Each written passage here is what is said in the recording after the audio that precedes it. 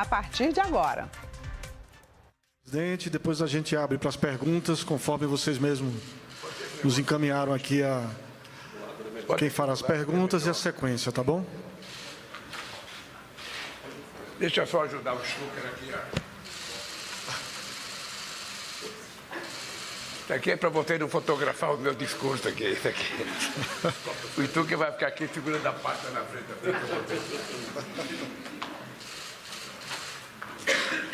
Bem, queridos companheiros e companheiras da imprensa, uma pergunta para vocês. Hoje a imprensa é o quarto poder ou o quinto?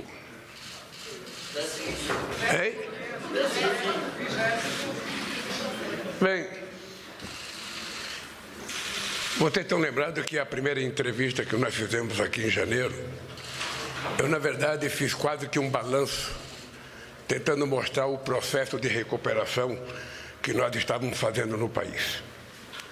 E, ao mesmo tempo, eu disse que 2025 seria o ano que nós íamos começar a fazer a colheita nesse país das coisas que nós tínhamos arrumado, planejado e executado. E hoje eu quero dizer para vocês que é um dia que eu me sinto muito, mas muito feliz, porque tudo que nós pensamos quando disputamos as eleições, tudo que nós pensamos quando tomamos posse, tudo que nós pensamos e que foi elaborado na comissão de transição está sendo executado e nós estamos fazendo uma colheita muito promissora nesse país. Vocês que são jornalistas sabem que os dados econômicos são os melhores dos últimos anos. Eu digo sempre que é importante lembrar que a última vez que o Brasil tinha crescido acima de 3% foi em 2010, quando eu era presidente da República, que a economia cresceu 7,5%. E ela só foi crescer outra vez, acima de 3%, quando eu votei a presidenta da República em 2023.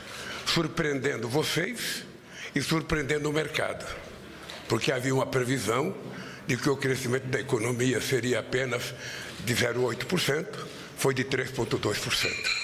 E no ano seguinte, a previsão mais otimista era do crescimento seria de 1,5% e o crescimento foi de 3,4%. E esse ano, as pessoas já começam a ficar surpreendidas com o crescimento do PIB no primeiro trimestre. Ou seja, há uma coisa acontecendo nesse país que é importante que vocês compreendam.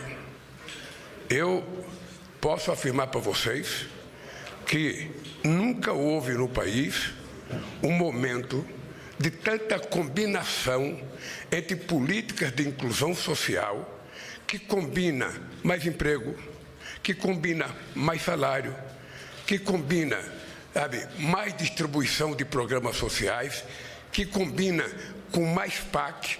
Nós já executamos 711 bilhões até agora nas abas do PAC, entre obras públicas e privadas, numa demonstração de que as coisas estão andando com bastante rapidez e muitas das coisas a gente quer ver se a gente consegue entregar definitivamente até o final de 2026, porque habitualmente, muitas vezes, um governo sai, entra outro e as obras têm paralisação. Vocês sabem que eu disse na outra vez que nós encontramos 87 mil casas do Minha Casa Minha Vida paralisada.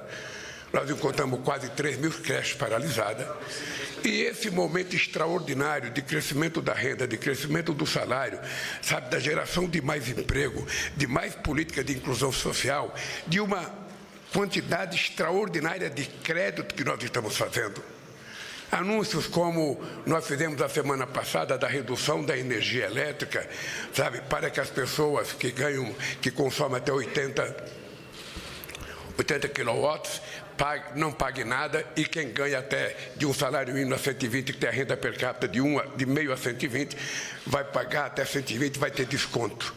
Ou seja, isso para ajudar as camadas mais pobres da sociedade brasileira a não viver num apagão, a não viver na base do candeeiro, mesmo tendo um bico de luz dentro de casa. medida que nós fizemos do imposto de renda é para fazer justiça nesse país. Eu tenho certeza que o Congresso Nacional vai aprovar, porque é necessário que a gente consiga desobstruir a possibilidade de viver melhor, de consumir melhor. A política do pé de meia, a política universitária que estamos fazendo, a política de tentar, até 2030, só fazer com que 80% das crianças se alfabetizem até o 2º ano de escolaridade. O nosso compromisso de tentar estabelecer a maior quantidade possível de escola de tempo integral para que a gente possa definitivamente resolver o problema educacional no país é uma coisa que nós estamos comprometidos, estamos vendo acontecer e vai acontecer cada vez mais. Vocês sabem que nós anunciamos mais 102 institutos federais novos, porque nós sabemos que a mão de obra qualificada é uma necessidade para esse país. Nós já tivemos aqui o governo que dizia que não se preocupava com a economia era com o ministro da Economia, a agricultura era com o ministro da Agricultura, trabalho era com o ministro do Trabalho. Eu me incomodo com tudo. Eu olho tudo, eu tento discutir tudo, porque tudo, muitas vezes tem sucesso, não vem para a mesa da presidência, mas quando tem um fracasso, termina na mesa da presidência para a gente tentar resolver. Então eu estou num momento exitoso, sabe, com o resultado que estamos colhendo no Brasil, com a dificuldade de um país que sofreu um baque muito grande nos últimos 7 anos, antes da gente chegar à presidência da República, um retrocesso que jamais a gente imaginava que o Brasil pudesse receber. Quando nós anunciamos o fim, sabe, tirando do Brasil do mapa da fome em 2014, eu jamais imaginei que ia voltar à presidência da República e encontrar 33 milhões de pessoas voltando ao mapa da fome por irresponsabilidade de pessoas que não quiseram governar isso. Eu estou feliz porque essa semana eu fui visitar a transposição de água do São Francisco. Os jornalistas que trabalham mais tempo aqui nessa casa, que acompanham mais perto, sabe o sacrifício que foi a gente conseguir aprovar a transposição das águas do São Francisco. Hoje, eu poderia dizer para vocês que seria importante, quando vocês estiverem em férias, ao invés de visitar outro país, tente fazer uma visita no que aconteceu, sabe, no canal da transposição do São Francisco. Porque nós estamos atendendo 4 estados da federação, estamos tirando 13 milhões de pessoas da miséria da água, que não existiu durante muito tempo, e talvez seja o maior projeto hídrico acontecido no mundo nesse século XXI, ou quem sabe no outro século também. É importante verificar porque é uma obra excepcionalmente importante, e eu digo que às vezes os deputados não conhecem, os jornalistas não conhecem, o governo não conhece, sabe? E muita gente não conhece, porque muita gente não sabe, porque também nós não informamos corretamente o que é o canal do São Francisco. Bem, dito isso, nós acabamos de lançar o programa Agora Tem Especialista. Essa era uma obsessão minha. E a gente sabe que quando você lança um programa, é mais ou menos como um jogo de futebol. O jogo começa e você sabe que a gente só vai ter o resultado depois dos 90 minutos, sabe? Muitas vezes parece que a gente vai ter no primeiro tempo, quando o adversário marca muito gol, como o Flamengo marcou contra o Corinthians, mas não tem problema. A gente sempre acha que vamos esperar terminar o jogo. E esse programa mais de especialista é uma obsessão que eu tentei implantar em 2009, tentei convencer a companheira Dilma e o Padilha a implantar em 2012, e finalmente nós conseguimos implantar o programa Agora Tem Especialista. É um programa que vai dar às pessoas mais humildes da sociedade, às pessoas mais carentes, o direito de ter acesso ao chamado especialista, a segunda consulta. Vai dar ao pobre o direito de ter uma máquina ressonância magnética, vai ter de fazer todos os exames que a gente pode fazer, que eu faço como presidente da República, que vocês muitas vezes fazem com os planos de saúde de vocês. Não sei se o salário de vocês dá para vocês ter bons planos de saúde, mas de qualquer forma, eu acho que a imprensa deve garantir a vocês um baita de um plano médico, porque vocês correm risco todo santo dia trabalhando na profissão de vocês. E eu estou muito feliz porque ele começou agora. Nós sabemos que nós temos que convencer os hospitais particulares a jogarem toda a força, a Santa Casa, os prefeitos, os governadores, mas eu acho que em setembro ele já estará totalmente concluído e eu acho que será uma redenção para o povo mais humilde, que antigamente morria com uma receita de remédio na beira da cama, no criado, e não tinha dinheiro para comprar. Como a farmácia popular passou a distribuir, 41 remédios considerados, de uso contínuo para as pessoas então já não precisam morrer por conta do remédio, mas morrem por conta de uma consulta ao especialista. Porque quando ele sai da primeira consulta, ele vai marcar o especialista, demora 10 meses, 11 meses, 12 meses. Aí quando ele vai no especialista, precisa fazer uma ressonância magnética, mais 12 meses, 13 meses, e a doença não espera, e também a morte não espera. Então nós estamos dando a essas pessoas mais humildes o direito. E nós temos ainda 3 coisas para a gente lançar, que nós estamos trabalhando com muito carinho.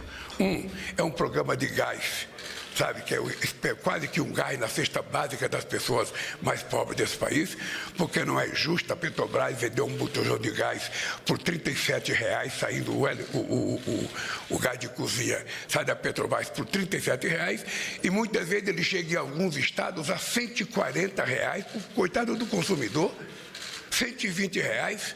Ou seja, não é possível. Então, nós estamos tentando elaborar, está pronto o programa, nós vamos só escolher a data de lançar. Um outro programa que nós queremos lançar é um programa forte de reforma de casa, porque tem gente que quer comprar uma casa, tem gente que já tem a casa, mas tem gente que quer fazer um quarto a mais, quer fazer uma garagem a mais, quer fazer uma cozinha a mais, quer fazer um banheiro a mais, e essa gente não tem crédito. Então, nós vamos abrir uma linha de crédito para garantir que essas pessoas tenham acesso, as coisas que todo mundo tem direito a acesso, a fazer uma reforma, a fazer uma nova laje na sua casa. E também estamos trabalhando com muito afinco um programa de crédito para financiar motocicleta para os entregadores de comida desse país.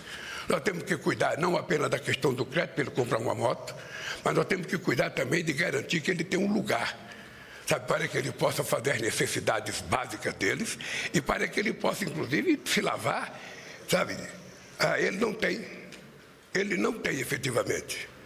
Então, nós queremos ver se a gente dá o conforto a essas pessoas, e uma novidade que nós já estamos fazendo, que ninguém sabe, nem o Sidônio sabe, que é, em todas as concessões de estrada nesse país, haverá um lugar para os caminhoneiros descansarem, dormirem tranquilamente, com segurança, inclusive no programa, agora tem especialista, vai ter um programa de atendimento dos motoristas nesses estacionamentos. Então, dito tudo isso aqui do Brasil, da minha alegria com o que está acontecendo, da tristeza com a crise aviária, no Rio Grande do Sul, que cria um problema para nós, é sempre muito ruim, mas a gente tem que saber que a nossa responsabilidade aumenta quando a gente vira o maior exportador de carne, o maior exportador de frango, o maior exportador de carne suína. Nós temos que ter responsabilidade com cuidado daquilo que a gente cria. Quando a gente exporta, não somos nós que medimos as qualidades, são os compradores que exigem a qualidade. Então, isso é triste, mas, ao mesmo tempo, eu também estou alegre porque eu vou para a França hoje à noite. É importante lembrar, faz 13 anos que o Brasil não faz uma visita de Estado à França. A última visita foi a presidenta Dilma Rousseff que fez. Então, eu fui à França, vou ter reunião com o presidente Macron e discutir assuntos de interesses globais. Certamente vamos discutir a guerra da Rússia e da Ucrânia, certamente vamos discutir o massacre do exército de Israel à faixa de Gaza, certamente vamos discutir o acordo União Europeia-Mercosul, certamente vamos discutir coisa na área da defesa, porque nós temos uma parceria na área do submarino nuclear.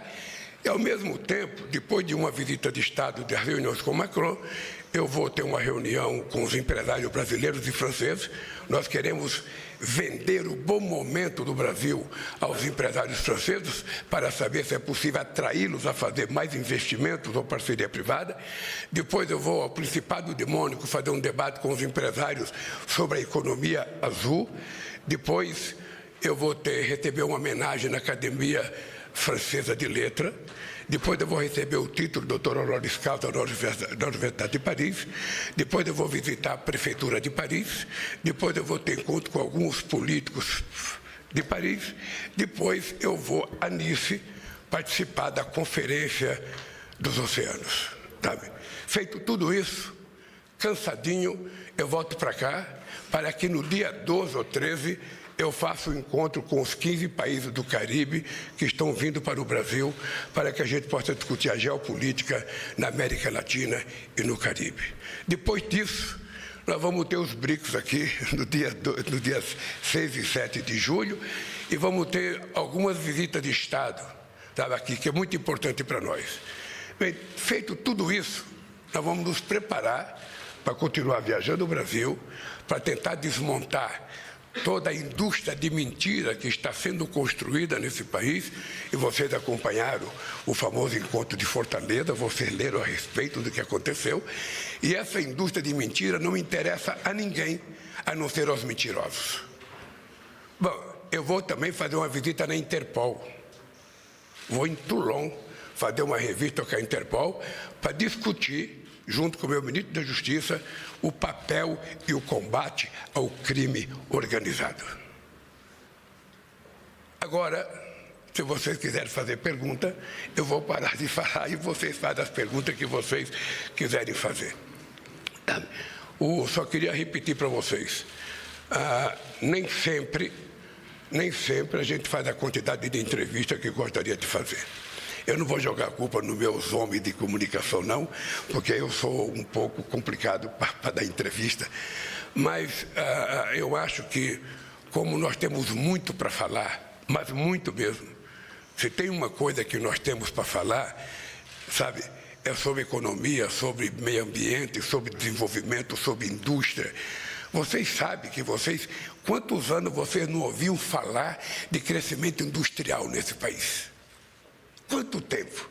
Nós crescemos 3,4%, ou seja, com um programa que nós lançamos chamado, sabe, Indústria Brasil, que é um investimento enorme de empresários, do crédito do BNDES, crédito do Banco do Brasil, da Caixa Econômica, da FINEP, ou seja, porque essa é uma razão pela qual a gente voltou a governar esse país.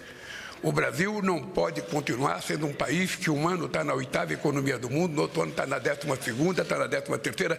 O Brasil precisa buscar estar entre os países mais ricos do mundo, porque nós temos tudo que precisa para a riqueza. Temos um povo extraordinariamente generoso, nós temos, sabe, a maior preservação de mata, sabe, do mundo, a nossa querida Amazônia, e nós também vamos brigar muito para que os países ricos, que já desmataram os seus países e que já poluíram demais, porque estão industrializados há 200 anos atrás, que eles paguem, sabe, o atrasado dele, para que a gente possa permitir que o Brasil, sabe, os países da América do Sul que tem que tem selva amazônica, os países do Congo, ou melhor, o Congo e a Indonésia, recebam o dinheiro necessário para que a gente mantenha as florestas em pé, porque embaixo de cada copa de árvore tem um indígena, tem um pescador, tem um pequeno agricultor, tem um seringueiro, tem um extrativista, e essa gente precisa viver.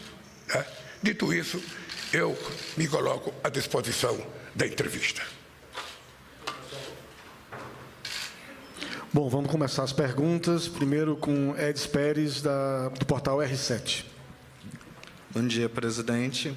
Eu queria saber um pouco sobre o IOF. Né? O mercado teceu várias críticas a respeito do aumento anunciado pela Fazenda. Eu queria saber se o governo vai recuar, se sim, quais serão esses recuos e quais serão as medidas compensatórias para compensar essas ações novas que serão adotadas.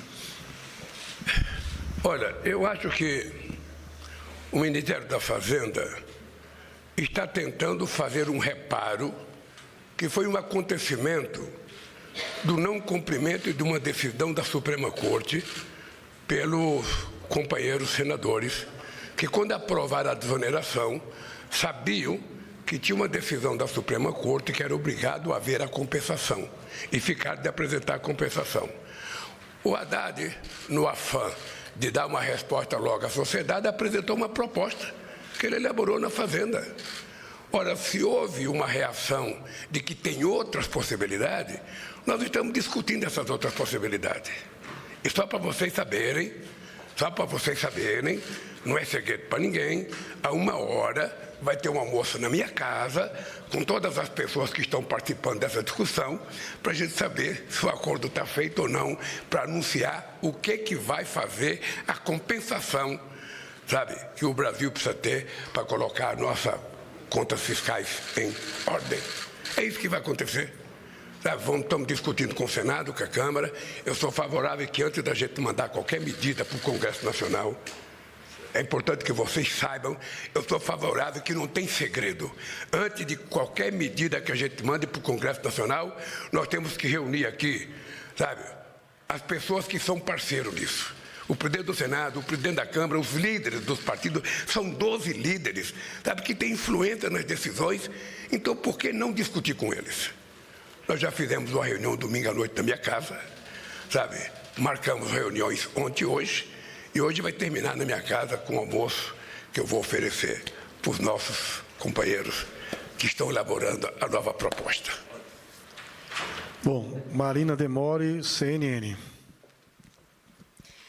Bom dia, presidente. Ainda falando sobre essa questão, né, envolvendo o IOF e as negociações com o Congresso Nacional, o senhor vai se reunir daqui a pouco, então, como disse, com a equipe do senhor, com a cúpula do Congresso, para discutir essas medidas. Eu queria saber se o governo está disposto a discutir a desvinculação do salário mínimo de benefícios sociais e ajustes nos pisos de saúde e de educação no orçamento, mas também queria falar com o senhor sobre uma questão mais política. No último domingo, o senhor fez uma certa meia-culpa, assumiu que o Executivo precisa aprender que é necessário conversar antes com o Congresso Nacional sobre as medidas enviadas ao Legislativo. Então, queria saber se o senhor admite que houve, de certa forma, um erro no anúncio desse decreto, né? E se houve uma falta de atenção para calibrar essa repercussão negativa sobre o assunto, que é um assunto que... Deixa eu lhe falar.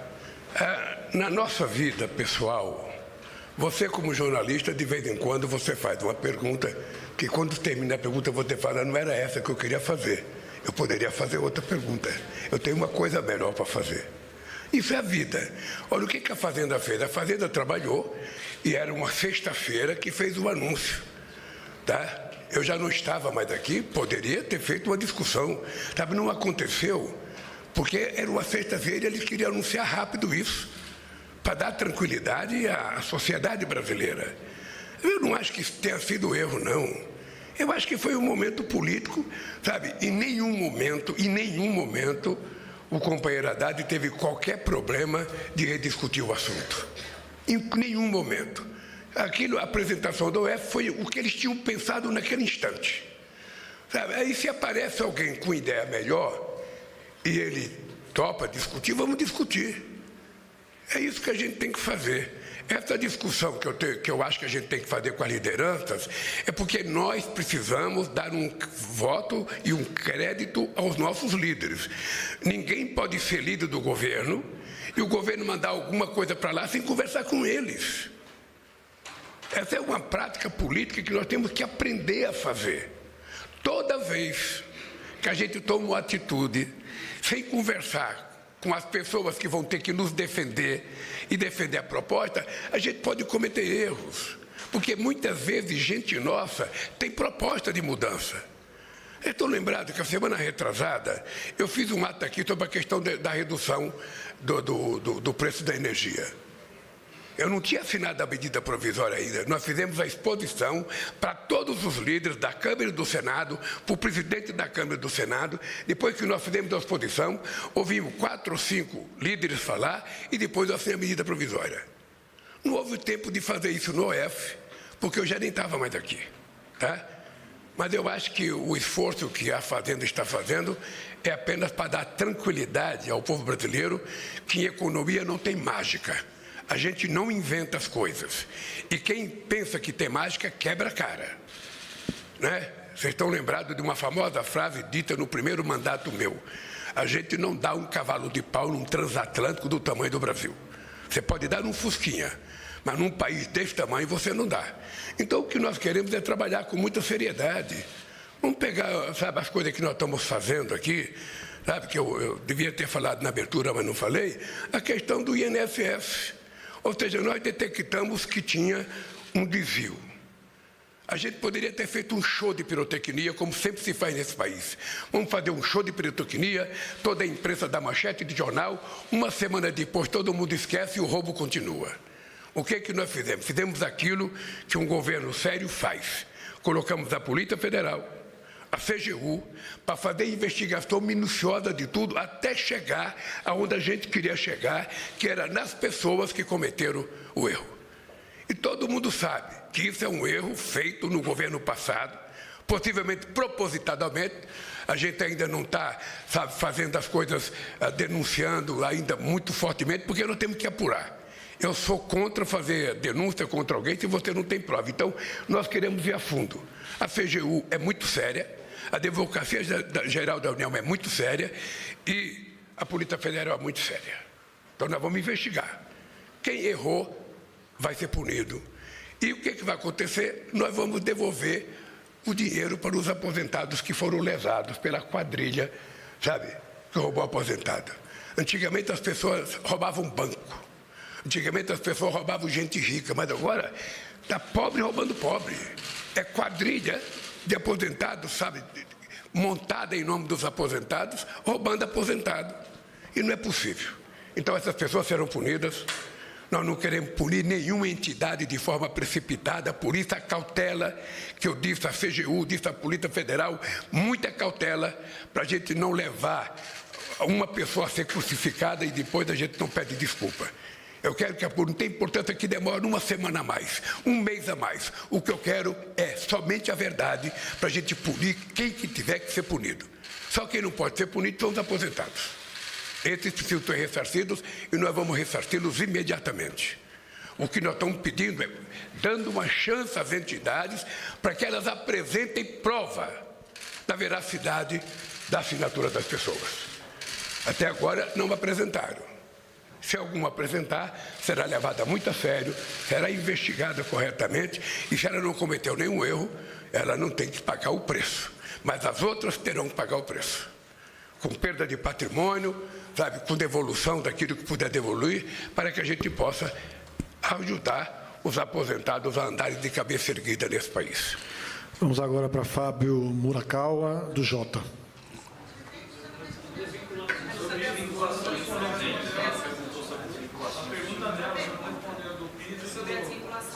mínimo, presidente. Sobre a desvinculação do salário mínimo. Veja, eu não falei, não foi porque eu não quis falar, não. É porque, como eu não discuti o acordo que eles estão fazendo, eu não posso dar palpite, sim ou não. É que as pessoas, não, eu preciso ver qual é a proposta.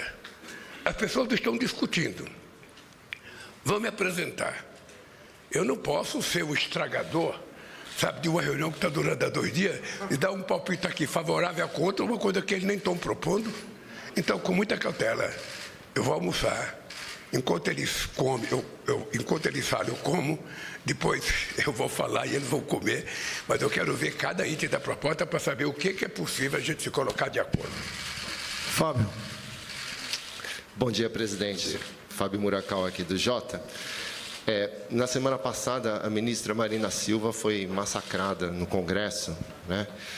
No momento em que se discute lá umas novas normas de licenciamento ambiental que ela e ambientalistas chamam de pacote da destruição. Mas minha pergunta não é sobre a Marina. Minha pergunta é: o senhor concorda com essas regras do licenciamento? O senhor tende a vetar boa parte deles? E 2, o senhor não acha que regras tão frouxas para o licenciamento ambiental podem atrapalhar esse acordo com a União Europeia, uma vez que os agricultores europeus, especialmente os franceses, sempre usam essa questão ambiental para barrar a entrada de produtos brasileiros por lá? Olha, vamos responder essa pergunta em 2 tempos. Primeiro, a companheira Marina Silva é uma companheira da mais extraordinária lealdade ao governo. É uma companheira que eu tenho 100% de confiança nela. É uma companheira que eu tenho certeza que tem 100% de confiança em mim. É uma companheira que tudo que ela faz, ela se propõe a discutir comigo, tudo. Quando terminou, as agressões a ela no Senado, eu recebi um vídeo e eu liguei para ela, dando os parabéns por ela ter se retirado pelas ofensas que fizeram e pela grandeza da atitude dela, primeiro. A segunda coisa, com relação à demora, às vezes, e você há de convir que é normal que haja demora. Se você fosse ministro do Transporte, quando você tem o compromisso de fazer uma quantidade de obras e um dos fatores que está atrasando é a questão do IBAMA, obviamente que o ministro do Transporte fica discutindo com o IBAMA. Se é uma hidrelétrica, também o ministro vai ficar discutindo com o IBAMA. Nem se discute com a ministra no primeiro momento, nem se discute com a ministra, ou seja, você discute qual é. Nós reconhecemos que muitas vezes o IBAMA, só para você ter ideia, quando eu votei em janeiro de 2023, o IBAMA tinha 700 funcionários a menos do que tinha quando eu saí em 2010. 15 anos depois. Então, obviamente que, nós sabemos que muitas vezes a morosidade do IBAMA não é nem má fé. Muitas vezes é a falta da quantidade de especialistas e muitas vezes é a exigência, da capacitação técnica que as pessoas precisam para fazer as coisas. Se você não tem todas as pessoas que você precisa, demora mais. Eu sinceramente, veja, muitas vezes não sou chamado a esse debate porque as coisas ficam entre os ministros do meio ambiente, o ministro, da área. Mas a Marina é uma pessoa extraordinária e ela tem tudo. Não há coisa que a Marina faça que ela não venha discutir comigo. E tudo que é aprovado lá passa na minha mesa. Portanto, não há nenhum problema. Vai continuar sendo um motivo de atrito sempre. Já foi no primeiro mandato, no segundo mandato, no terceiro mandato, foi no governo do Fernando Henrique Cardoso, foi no governo do Sarney, foi no governo de todo mundo. Sempre haverá atrito, divergências entre as pessoas que concedem e as pessoas que que querem receber. Isso vale para crédito bancário, vale para liberação de orçamento, isso vale para qualquer área do governo. Tem problema, porque se o IBAMA der uma autorização precipitada, quem vai para cima deles é o Ministério Público. Então eles também têm preocupação, eles também têm muita responsabilidade. E é por isso que muitas vezes eles são muito exigentes. O que nós precisamos é ter paciência de que nada deixa de ser resolvido sentado numa mesa de negociação, conversando. E é isso que nós fazemos. Quando não tem solução, vem para a minha mesa e a gente decide. O senhor concorda com essas novas regras? Eu não conheço as regras. Eu não conheço as regras ainda. Isso vai chegar para mim analisar. Já chegou, deve ter chegado já, na Casa Civil. Depois vai chegar para mim. Quando chegar, eu vou te dizer se eu concordo ou não com as regras aprovadas. Tá? Murilo Fagundes, do SBT. Bom dia, presidente. Bom dia a todos. Presidente, minha pergunta é sobre as sanções dos Estados Unidos, prometidas pelos Estados Unidos contra o ministro Alexandre de Moraes. O senhor criticou a postura dos Estados Unidos no último fim de semana, mas minha pergunta é a seguinte: o governo prepara uma resposta política se essas medidas forem concretizadas? O governo tem tido esse contato com o ministro Moraes? É da intenção do governo se posicionar de uma forma mais concreta se essas medidas, então, vierem à tona? Olha, eu não conversei com o ministro Mauro Vieira porque ele foi, na frente para tentar organizar minha chegada em Paris. Mas eu vou dizer para você o que eu penso, tá? E o que eu pensava vai ser a decisão do governo. Primeiro, é inadmissível que um presidente de qualquer país do mundo dê palpite sobre a decisão da Suprema Corte de um outro país. Se você concorda ou você não concorda, silencie. Porque não é correto você dar palpite. Não é correto você ficar julgando as pessoas. Eu já tive o meu passaporte suspenso nos Estados Unidos. Eu já tive o passaporte suspenso. Eu acho que os Estados Unidos precisam apenas compreender que respeito à integridade das instituições de outros países é muito importante. É muito importante, porque nós achamos, que num país não pode ficar se intrometendo na vida do outro, querendo punir um outro país. Isso não tem cabimento. Então, a minha oposição na questão do comércio, na taxação que foi feita com relação ao Brasil, a orientação que nós demos é o seguinte: primeiro, nós vamos tentar gastar todo o tempo possível negociando. O ministro Alckmin e o ministro Mauro Vieira já fizeram várias reuniões. Segundo, se não houver um acordo, nós vamos entrar na Organização Mundial do Comércio ou vamos fazer, uma decisão de ter uma reciprocidade. É isso que vai acontecer. Tá? Eu acho que o mundo tem regras civilizatórias para a convivência entre os países. O multilateralismo foi uma das coisas mais extraordinárias criadas depois da Segunda Guerra Mundial. E é importante a gente respeitar. E como eu gosto de respeitar, eu gosto de ser respeitado. Tá? Então, por enquanto, o que nós temos é fala de pessoas, mas pode ficar certo que o Brasil vai defender não só o seu ministro, mas defender a Suprema Corte. O que é lamentável é que um deputado brasileiro, filho do ex-presidente, está lá a convocar os Estados Unidos para se meter na política interna do Brasil. É isso que é grave. É isso que é uma prática terrorista. É isso que é uma prática antipatriótica. Um cidadão que é deputado renuncia ao seu mandato, pede licença ao seu mandato, para ir ficar tentando lamber as botas do Trump e de assessor do Trump, pedindo intervenção na política brasileira. Então não é possível aceitar isso. É só ler a entrevista na Veja que vocês vão saber de quem que eu estou falando. Isso sim é de respeito ao Brasil. Isso sim é provocação. Esse cidadão pensava isso da Suprema Corte quando mentia a meu respeito? Ele pensava, você conhece alguma fala dele, questionando a Suprema Corte? Não. O pai dele, quando nega a justiça eleitoral, não nega os votos que seu filho receberam, só nega o dele. Não nega o voto dos senadores que foram eleitos, só nega o dele. Então é preciso que haja um mínimo de bom senso. Se essa gente pensa que vai ganhar a consciência da sociedade com mentira, é um ledo engano. Eu tenho dito publicamente, ou seja, nós temos consciência de que a verdade precisa vencer na sua disputa política, para que a gente não esteja vendo acontecer o que está acontecendo nesse país, o que está acontecendo em outros países. A convivência democrática é a única coisa saudável para que a sociedade possa viver em paz. E isso exige que a gente respeite as decisões. Eu, muitas vezes, prejudicado na Suprema Corte, eu dizia, a gente não comenta a decisão da Suprema Corte. Tomou a decisão, eu só posso recorrer para Deus.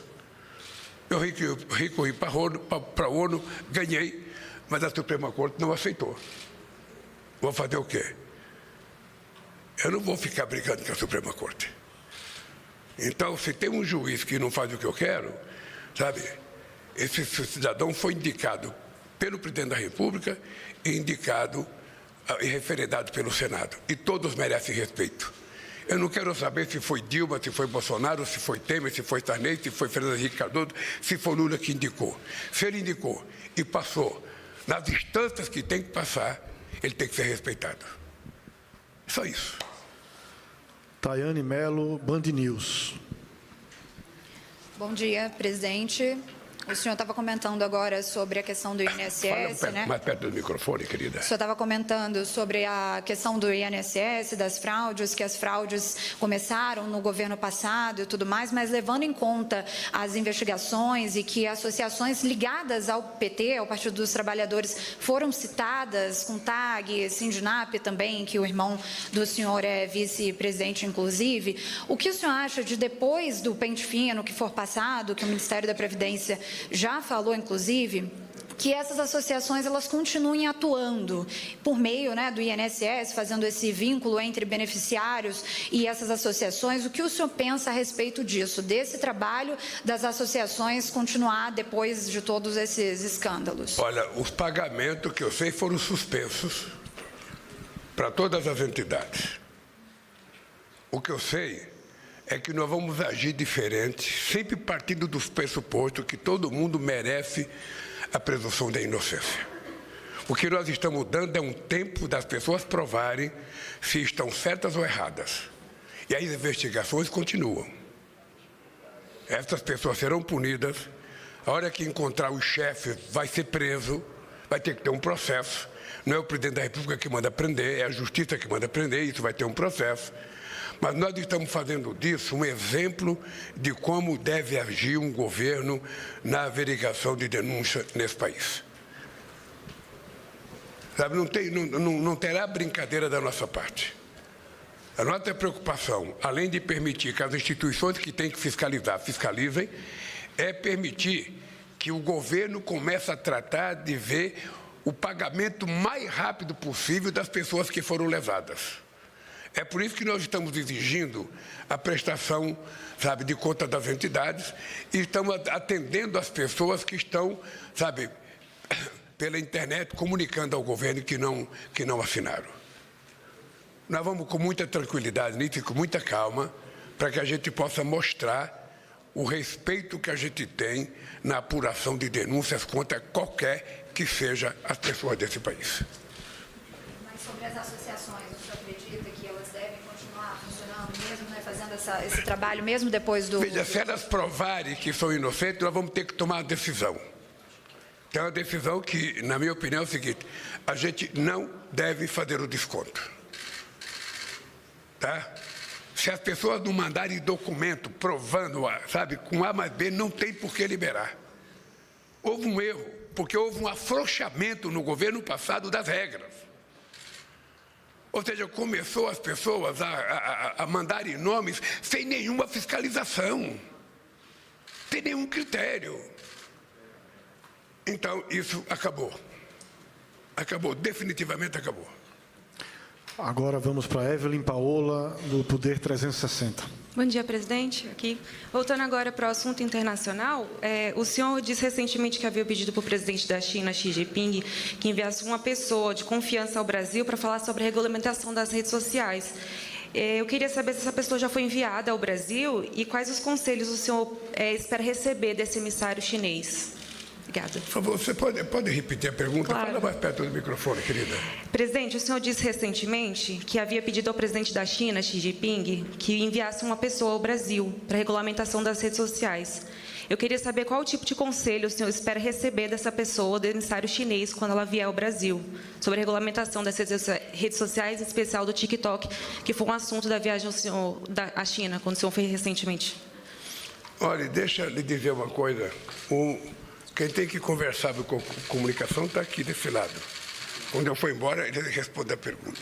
Mas eu fiz questão de conversar com o presidente Xi Jinping sobre a necessidade da gente ter uma pessoa para discutir essa questão, sabe, do que se fazer na regulação e no tratamento dessas empresas de aplicativo. Porque não é possível que o mundo seja transformado num banco de mentiras, em que vocês que são jornalistas têm que todo dia ficar desmentindo notícias que falam sobre as coisas. Muitas vezes até deformando notícias que vocês dão. Eu vejo na televisão, todo dia, a televisão começa dizendo para não acreditar em fake news, para que as pessoas não conseguem repassar mentira. Não é possível que no mundo sabe, a gente seja tão sério na relação. E quando chega o mundo digital, 2 ou 3 cidadãos acham que pode mandar no mundo, acham que pode determinar as regras da sociedade. Por isso é que nós temos que fazer uma regulamentação, ou pelo Congresso Nacional Brasileiro, ou pelo Congresso, ou pela Suprema Corte. E eu recebi, o Mauro Vieira recebeu uma carta do Xi Jinping, que ele ficou de mandar a pessoa para conversar. Quando a pessoa vier conversar, é o Sidônio que vai receber essa pessoa para conversar. E nós queremos apressar a regulamentação da forma mais democrática possível, ouvindo a sociedade brasileira, porque não é possível que um cara tente dar um golpe de Estado dia 8 de janeiro de 2023 nesse país e diga que isso é liberdade de expressão. Que um cidadão pode ofender, sabe, uma pessoa com as maiores mentiras absurdas e fala que isso é liberdade de expressão. Liberdade de expressão significa respeito. Significa respeito às pessoas, a não ofensa às pessoas, a não achincalhamento às pessoas, a não prática de preconceito contra as pessoas. Porque vocês sabem a fábrica de mentiras desse país todo santo dia. Ou seja, vocês passam o dia explicando as coisas para as pessoas com as maiores disfarçatez possível. Então você tem uma sociedade muito séria, sabe, sendo minada por pessoas que, quando governavam, criaram uma coisa chamada gabinete do ódio. E que agora, depois de se estar fazendo justiça nesse país, dando a eles o direito de defesa, como pouca gente teve nesse país, eles acham que estamos tirando a liberdade de expressão. Nós estamos tirando a liberdade de contar safadeza nesse país, de respeitar a democracia nesse país, de respeitar o direito dos outros, de respeitar a nossa Constituição. É isso que nós estamos fazendo. E vamos fazer. Pode ficar certo que nós iremos vencer essa batalha. Vamos agora para Eric Rianelli, da Globo News. Bom dia, presidente. Bom dia aos colegas. Eric aqui da Globo News. O senhor fez trocas no seu ministério recentemente, 2 trocas esse ano. Quero lhe perguntar o seguinte: Guilherme Boulos vai substituir Márcio Macedo na Secretaria-Geral da Presidência? E ainda, o senhor deseja, para o ano que vem, o senhor vem falando que é preciso enfrentar o bolsonarismo, não deixar o bolsonarismo avançar. O senhor quer ver Geraldo Alckmin e Fernando Haddad candidatos por São Paulo, seja ao governo ou ao Senado? Você fez 2 perguntas que você sabe que eu não vou responder. A primeira, porque não é correto o presidente, numa entrevista, dizer se vai trocar alguém ou não. Segundo, dizer quem é que vai ser candidato, se vai ser ou não.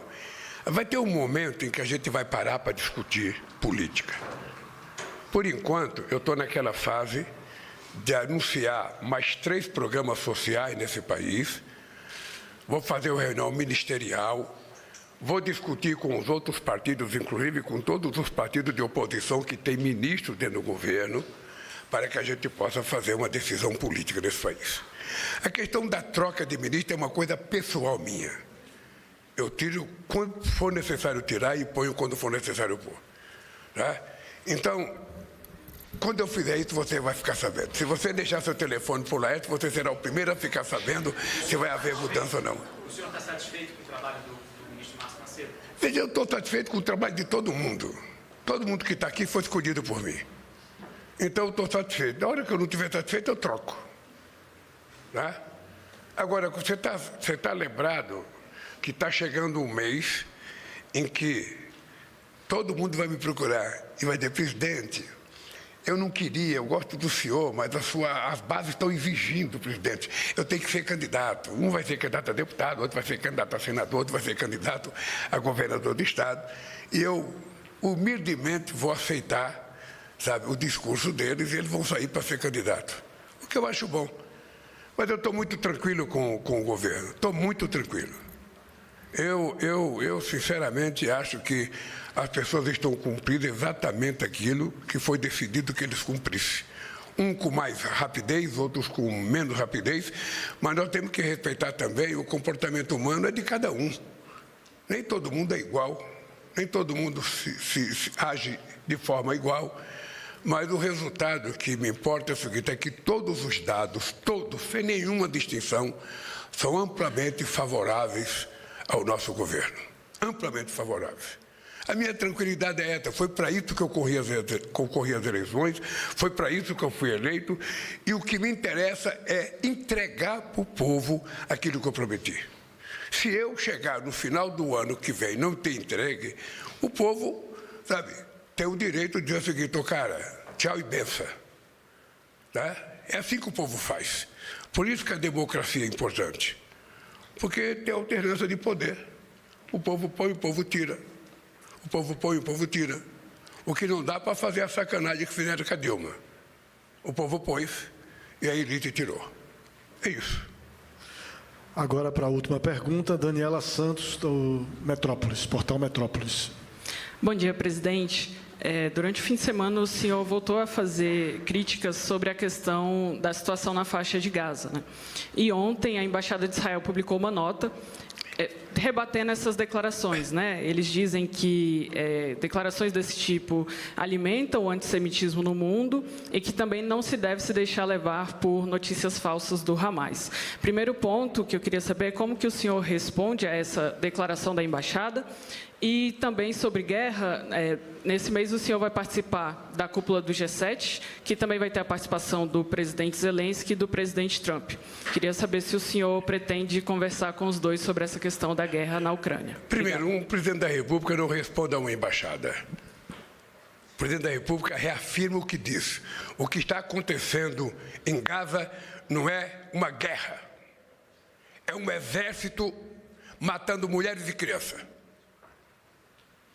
Possivelmente todas as pessoas de bom senso no mundo, inclusive gente do povo de Israel, e vocês devem ter lido uma carta do ex-ministro de Israel, do ex-primeiro-ministro, criticando que não é mais uma guerra, de que é um genocídio.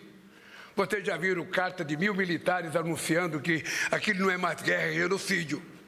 Você não pode, a pretexto de encontrar alguém, matar mulheres e crianças, deixar crianças com fome. Eu não sei se vocês viram a cena de 2 crianças que estavam carregando farinha para comer e que foram mortas. Ou seja, é exatamente por conta de que o povo judeu sofreu na sua história que o governo de Israel deveria ter bom senso e humanismo no trato com o povo palestino. Eles se comportam como se o povo palestino fosse cidadão de segunda classe. E nós temos dito há muito tempo, o Brasil foi o primeiro país a reconhecer o Estado palestino aqui na América do Sul, e eu volto a reafirmar, só haverá paz quando a gente tiver consciência de que o palestino tem direito ao seu Estado, à terra demarcada, aquele acordo de 1967, que o governo de Israel não quer deixar de ser cumprido e todo dia manda a gente atacar o território palestino, inclusive tentando atacar a Cisjordânia para agredir produtores rurais palestinos. É isso. Ou seja, em vez de dizer que é antissemitismo, precisa parar com esse vitimismo. Precisa parar com esse vitimismo e saber o seguinte: o que está acontecendo na faixa de Gaza é um genocídio. É a morte de mulheres e crianças que não estão participando de guerra. É a decisão de um governo que nem o povo judeu quer. Nem o povo judeu quer. Então não dá. Como ser humano, não é nem como presidente da República do Brasil, é como ser humano, aceitar isso como se fosse uma guerra normal, sabe? Não é. Então, a segunda coisa é o G7. Eu estou convidado para o G7. Eu estou propenso a ir, mas eu estou muito preocupado com a minha agenda, porque eu vou para a França agora, volto da França, tenho o CARICOM, aí depois eu tenho que viajar outra vez. É muito pesado, Então eu vou discutir com os meus assessores para saber o seguinte, sabe? É importante ir. Por que é importante ir? Nós temos que falar com o primeiro-ministro do Canadá. Eu, pessoalmente, vou tentar falar com ele por telefone para saber, sabe, a pauta que vai ser discutida, para saber se compensa ir ou não. Sabe? Eu gostaria de ir. Gostaria de ir, porque eu sempre gosto de participar desse fórum e dar um recado que o Brasil tem que dar. Porque nesse fórum também, você sabe que você viaja 20 horas de avião e depois você só tem 4 minutos para falar. Quando você fala muito, é 5 minutos. Aqui na América Latina, a gente fala 30 minutos, 40 minutos. Vai dar pé da palavra pela segunda vez. Não, no G20, nos BRICS, e no G7 é só 5 minutos a 4 minutos. Então, a gente tenta trabalhar um discurso bem razoável, com as coisas interessantes, mas como eu tenho respeito pelo novo primeiro-ministro do Canadá, pela decisão que ele tomou, inclusive com relação às insinuações do presidente Trump de que vai anexar o Canadá ao seu país, eu gostaria de ir, inclusive, para reforçar, sabe, a relação de amizade com ele. Mas vai depender muito da minha agenda, vai depender muito de como eu estiver, porque voltar de uma viagem, depois voltar para outra viagem é pesado. Então, vou levar isso em conta também, porque Sabe, é importante fazer muita coisa, mas é importante cuidar da saúde também. Ok, pessoal. Vamos... Espera aí só um minuto, pessoal. Espera aí só um minuto. A gente tinha combinado 8 perguntas. E o presidente tem, não sei se vocês estão sabendo, um almoço agora importante. Vamos fazer o seguinte, ó, mais 2 perguntas. Então, calma. Olha, para não dizer que eu neguei o direito, fala com o Laércio. Vamos com a Lisandra, que foi a primeira que provocou aqui. Obrigada. Calma, presidente, é o seguinte, só um minutinho. Peraí que a gente tem um combinado. Presidente, é o seguinte, o senhor não tem mais comentado a alta da taxa de juros. Semana passada, o presidente do Banco Central, Gabriel Galípolo, disse que a taxa de juros deve continuar alta por um bom tempo. Como é que o senhor vê essa questão de não ter uma perspectiva ainda de baixar a taxa de juros e como isso afeta o seu governo? Você acha que eu não critico o juro porque é o Galípolo que está lá? Não é por conta disso, gente. É porque quando a gente discute no governo, o que está acontecendo já estava precificado. A gente já sabia que ia acontecer. Então, o que nós estamos conscientes é de que a inflação está controlada, começou a cair o preço dos alimentos, e eu acho que logo, logo, o Banco Central vai tomar a atitude correta de começar a baixar os juros. Os juros estão muito altos. Agora é engraçado porque, mesmo o juro tanto alto, a economia continua a crescer. É porque tem uma coisa muito importante, é que tem muito crédito para o movimento, para os pequenos agricultores, para os microempreendedores, para os médios empreendedores. Há muito crédito nesse país e nós queremos mais crédito para fazer com que a economia cresça mais.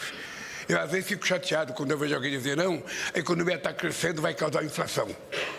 Se para controlar a inflação for preciso ter fome, sabe, não é possível a gente aceitar. É preciso encontrar outro jeito para controlar a inflação.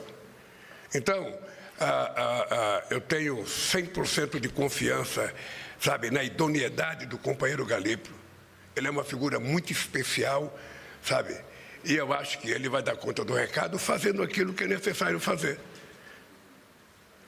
Olha, não é comigo, querida. Eu não posso. É só mais uma pergunta agora, gente. Só mais uma. Quem? Vai. É a última pergunta. Tem uma preocupação muito grande das empresas do setor produtivo. Só se identifica para a gente, porque está tendo Eu sou Adriana Fernandes, da Folha de São Paulo, aqui em Brasília. É uma preocupação. Bom dia. É uma preocupação muito grande do setor produtivo das empresas em relação a uma medida muito específica em relação ao crédito, ao IOF do crédito. O presidente Mota disse que ia pedir ao senhor para suspender até que haja essa decisão, o que o senhor tomou em relação ao risco sacado. É um crédito que afeta empresas do varejo, da mineração, automóveis, farmacêutica, e ela começou a valer no dia 1º de novembro. O presidente Mota disse que ia pedir ao senhor para recuar nessa medida até que as outras fossem anunciadas. Qual é a medida? Operação de risco sacado é uma espécie de antecipação de recebíveis, de fornecedores, que é muito importante para a cadeia, né, capital de giro dessas empresas. Deixa eu te contar Presidente, essa operação de risco sacado, só adiantando aqui, é quando as instituições financeiras repassam para os varejistas, comerciantes, empreendedores, aquele valor daquela compra a prazo, né? E antes não tinha o imposto sobre essa transição, essa operação de risco sacado. E agora tem, e o Hugo Mota falou que iria falar, né, com o senhor para derrubar essa medida, porque isso atinge principalmente os pequenos empresários, os pequenos empreendedores. Então, foi um pedido. Eu sou a Fernanda Sete, do Times Brasil, CNBC. Como eu vou conversar com o Hugo Mota daqui 1 hora, vamos esperar ele me dizer. Deixa eu dizer uma coisa para vocês. Vocês sabem, nós temos um problema que é uma deficiência cultural no Brasil. Ou seja, todo o benefício que você dá para o setor produtivo, para os empresários, para que uma empresa possa se instalar no Estado, para que a gente possa evitar uma crise econômica, e eu já fiz muito. Ou seja, você dá por 1 ano, por 2 anos. Quando você quer tirar, é muito difícil. As pessoas querem que seja permanente. Ou seja, se você conversar com a Haddad, você vai ouvir o seguinte: você sabe quanto que o governo deixa de arrecadar por conta de benefício aos empresários? 800 bilhões de reais. 800 bilhões de reais. Não é pouca coisa, gente. Não é pouca coisa. É muito dinheiro. Mas por que eu vetei a questão da desoneração? Sabe? E entramos na Suprema Corte. Porque você desonerou para a parte mais rica da sociedade e não gerou um emprego. Não gerou emprego, não gerou uma estabilidade para nenhum trabalhador. Ou seja, você beneficia quem pode para prejudicar quem não pode. Agora o governo fica se matando para cortar 30 bilhões no orçamento e esse dinheiro poderia ser retirado da desoneração. Poderia ser tirado desses 800 bilhões. Acontece que as pessoas acham que é um direito adquirido. Eu estou recebendo, por favor, não mexa mais comigo. Não mexa. Isso agora é fixo, não pode ser assim. Deixa eu te falar uma coisa para vocês, com muita sinceridade. Nós, em algum momento, vamos ter que sentar, sabe, não com o governo, sentar com a sociedade brasileira e definir um pouco que tipo de país a gente quer construir para o futuro. Porque do jeito que as coisas vão, é quase impossível você fazer as políticas que tem que fazer para melhorar a qualidade de vida das pessoas que estão ainda deserdadas nesse país. As pessoas de baixo. O que o velho Otávio Frias chamava o andar de baixo. Ele falava, Lula, você não vai chegar no andar de cima porque eles não vão deixar. Eu cheguei. Mas eu não quero sozinho ter chegado no andar de cima, eu quero trazer o povo para o andar de cima. Ele tem direito. Então, o que nós temos é discutir com muita leveza, com muita seriedade, sabe? Uma coisa, você veja o seguinte, as pessoas que ganham mais de 1 milhão por ano estão preocupadas porque a gente está isentando as pessoas que ganham até 5 mil reais por mês e vai ter que cobrar de quem ganha mais de 1 milhão por mês. E eles vão pagar uma quantia 10%. Veja o Câmara, você veja o cara, você vai receber um benefício, não vai pagar imposto de renda até teus 5 mil reais, e o cara que ganha 1 milhão ou mais, que vai pagar 10%, não quer pagar. Assim a gente não consegue construir um país de classe média. Sabe, quando a gente tem inveja do padrão de vida da Alemanha, do padrão de vida da Suécia, do padrão de vida da Holanda, do padrão de vida da Suécia, ou seja, é porque lá houve um momento que se estabeleceu regras em que o país é de todos, e não apenas de poucos. Este país não pode ser governado por apenas 35% da população, sabe, que tem um poder de compra razoável. Este país tem que ser governado para todos. E o meu papel é fazer com que os de baixo consigam subir e viver decentemente como todos nós queremos viver. Dito isso, obrigado pela entrevista e até a próxima. Ok, pessoal, muito obrigado. Até a próxima entrevista. Será mais breve do que essa, né? No tempo. Muito bem, vamos lá. Gente, um abraço. Obrigada. Até o regresso da França.